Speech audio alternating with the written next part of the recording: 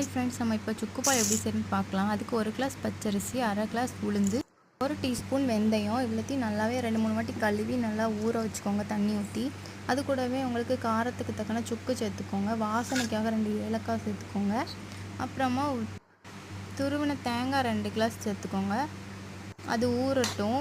ஊறுறதுக்குள்ளே நம்ம கருப்பட்டி பாவு எடுத்துடலாம். சும்மா கருப்பட்டி நார்மலாக கரைஞ்சாலே போதும். அது கரைஞ்சதும் அது ஓரமாக வச்சுட்டு நம்ம இப்போ ஊற வச்சோம்ல பச்சரிசி எல்லாமே அதெல்லாம் சேர்த்து மிக்ஸி ஜாரில் போட்டு நல்லா அரைச்சி அந்த ஒரு வடிகட்டியில் வடிகட்டி எடுத்துக்கலாம். கருப்பட்டி பாவும் அது கூடயே நீங்கள் வடிகட்டிடுங்க.